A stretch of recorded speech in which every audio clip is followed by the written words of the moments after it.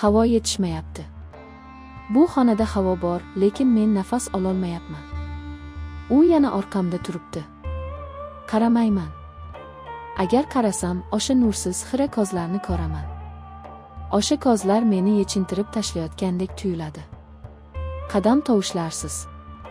U doim shunday keladi. Faqat badbo'y hidini sezaman. Tamaki va ter hidi aralashgan bu hid burnimga urilganda ko'nglim aynidi. Hozir u juda yaqin. Yana o'sha holat. Dahal qo'llari bilagimga tegib-tegmasdan chochib ketaman. Bu shunchaki teginish emas. Bu sinov. U mening chegaramni tekshiryapti. Qancha chiday olaman? Baqirib yuborgim keladi. Lekin men baqirmayman. Tishlarimni bir-biriga bosib, jahim sinib ketgudek qisaman. Chunki men gunohkorman. Men iflosman.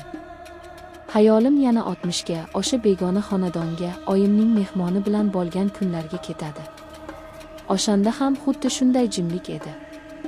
Oyim bozorga ketgandi. U esa oyimning sevgilisi meni tizzasiga o'tkazib sochlarimni silagandi. Uning qo'llari yumshoq edi, lekin niyati qora edi. Men qarshilik qilmagandim. Qo'rquvdanmi yoki o'sha paytda o'zimni kattalardek his qilishni xohlaganimdanmi? Uning opichlari oyimning lablaridagi pomada ta'mini eslatardi. Men oyimning o'rnini egallagandim. O'sha xiyonat, o'sha jirkanch sir meni ich-ichimdan kemirib keladi. Hozir bu odam, erimning otasi, xuddi o'sha eski gunohimning soyasi kabi meni ta'qib qilyapti.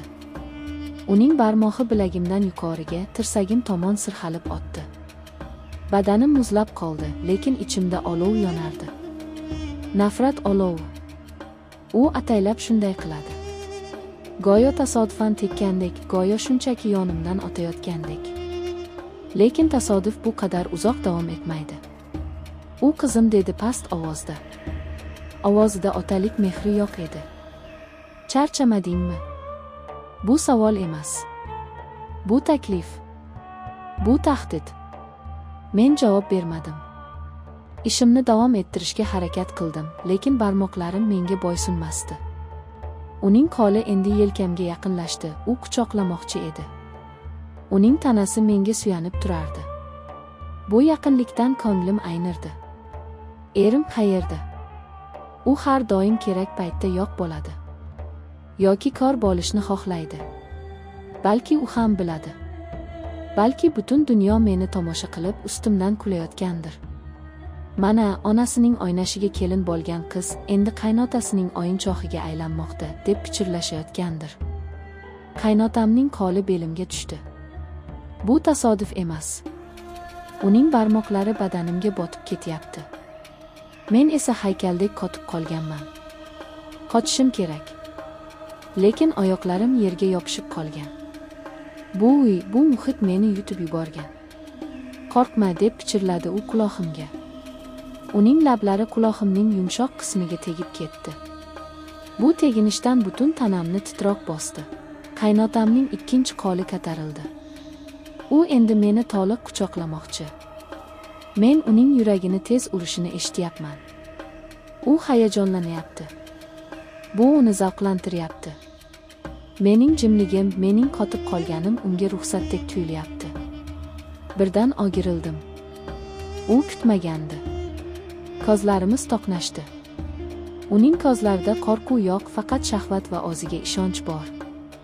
U meni hech kimga aytolmasligimni biladi. Kimga aytaman? Erimgami? U otasiga ishonadi. Ular meni ayblashadi. O'zi quyruq likillatgandir, deyishadi. Axir mening 60im bor. Oyisining oynashi bilan bo'lgan qizdan nima kutish mumkin?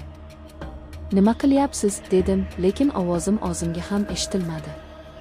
Bu shunchaki og'iz qimirlashi edi. U jilmaydi. Bu tabassum emas, bu yirtqichning tishlarini ko'rsatishi edi. Hech narsa dedi u qo'lini belimdan olmasdan.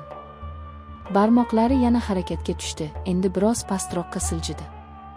Shunchaki charchaganingni bildim. U yolg'on gapiryapti. U biladi. U mening qaltirayotganimni, ichimdagi baqiriqni his qilyapti. Va bu unga yoqyapti.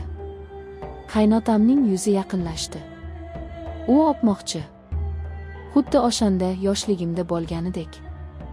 Vaqt tushunchasi yo'qoldi. Men hozir ham o'sha yosh qizchaman, lekin endi bu iflosni asirasiman. Ikkala holatda ham men qurbonman. Qaynotamning lablari yuzimga tegdi. Sovuq va o'ta jirkanch. Men qimirlamasdim. Men o'likman. Tiriklar bunday azobga chiday olmaydi. Faqat o'liklargina indamay tura oladilar. U meni mahkam quchoqladi. Suyaklarim qisirlab ketdi. U endi qoyib yubormaydi.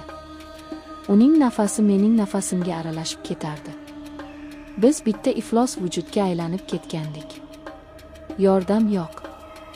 Hech kim kelmaydi. Chunki men o'zim shu yo'lni tanlaganman. O'sha ilk bor oyimning sevgilisiga jilmayib qo'ygan kunimdayoq men o'z taqdirimga imzo chekkanman. Bu odam esa o'sha gunohimning aks sadosi. U quloqimga nimanidir pichirlardi. So'zlarni tushunmadim, faqat tovushni eshitardim. Men ko'zlarimni ochmayman. Ochsam haqiqatni ko'raman.